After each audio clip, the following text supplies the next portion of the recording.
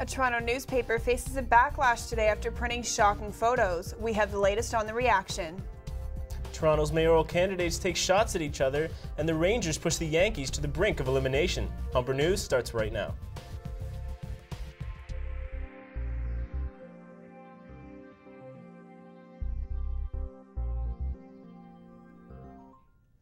Hello, it's October 20th, 2010. Welcome to Humber News, coming to you from the Broadcast Center here at the North Campus. I'm Rachel Yeager. Thanks for joining us. And I'm Jared Lalonde. Coming up on the show, we have all your news, sports, and entertainment highlights, and your 5-day forecast. But first, Rachel has our top story.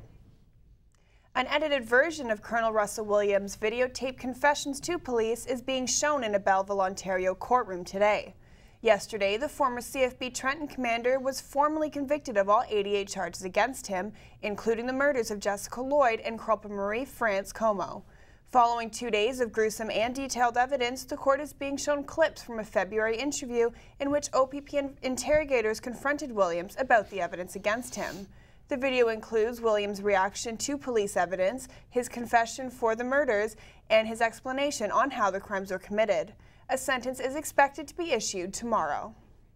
There was a lot of reaction this morning surrounding the Toronto Star's decision to publish a graphic image of Colonel Russell Williams in Tuesday's paper.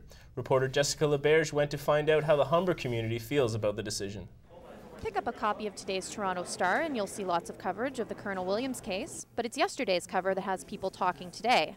Guelph Humber journalism instructor Doug Grant says if newspapers published only what the public wanted to see, they'd be empty.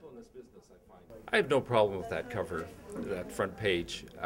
It may be disgusting, it may be upsetting, certainly upsetting for the families of the victims. But the public has a right to know this stuff. The public has to know this stuff if the justice system's going to work. Etc. faculty advisor Siobhan Moore says she has mixed feelings about the cover. As an editor who used to put out front pages and produce newspapers, you would be loath not to put that on the front page. But it was interesting, my own reaction yesterday, now removed from having to put out a mainstream newspaper every day. I was more of an audience member now. I saw that and my gut reaction is I don't want to read this. It's hard to gauge public opinion to this story. Websites including TorontoStar.com and CBC.ca have closed comment boards on all stories related to Williams. Humber students had this to say about the cover. Everyone has pretty much a clear idea of what the guy is all about and what's going on in his head. I think it's just unnecessary and it just adds extra drama to the thing. It shouldn't be seen because you don't know who's picking up the paper. Like children, like teens, like people shouldn't be seeing this. Like it's disgrading. The Daily Planet spoke with Toronto Star publisher John Cruikshank yesterday, and he defended the paper's decision.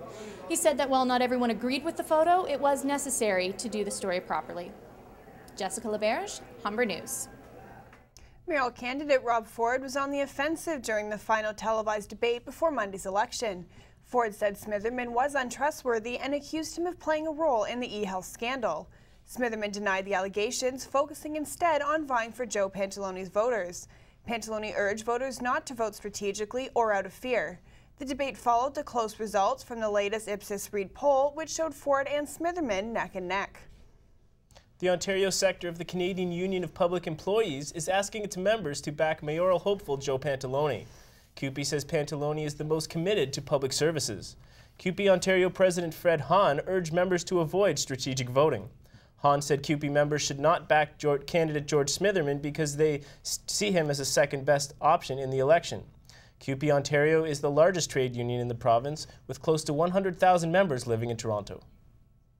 Toronto's air ambulances are relocating to Hamilton next year. Orange, the organization that operates the aircraft, says the Hamilton Airport has longer runways and better weather conditions than Toronto's Island Airport. CAW, the union representing Orange paramedics, says the relocation will increase the amount of time it takes to move patients in the GTA. Orange COO Tom Lapine says the helicopters do little work within Toronto itself and that most of the transfers are done by ground ambulances. The exact date for the move to Hamilton has not been announced. Smokers in Ontario can breathe a little easier today. The McGuinty government is shelving a report recommending sweeping non-smoking legislation. The new law was to include non-smoking clauses in apartment leases and a ban on smoking on patios. A report was submitted earlier this week by Provincial Anti-Smoking Panel. McGuinty, who faces re-election next fall, has been dubbed Premier Dad by opponents for what they say are attempts to control society's behavior during his tenure. Premier Dalton McGuinty says Ontario already has the toughest anti-smoking laws in North America. Humber students will be busy today as there are a number of events going on across the college. Next Coffee House on Lakeshore Campus is holding an open mic night for musicians, which starts at 7 p.m. At North Campus, tonight is Comedy Night at Lynx Pub, and a student blood drive is being held in the North Campus Student Center today and tomorrow. When we come back, we'll have more news from Canada and around the globe. Maddie Jo Tilley will have your sports update, and Natasha Farron will let us know what Mother Nature has in store for us. The leaves are changing color and some have already fallen, but it's definitely looking a little like spring with all the soggy weather. I'll have more details for you after the break.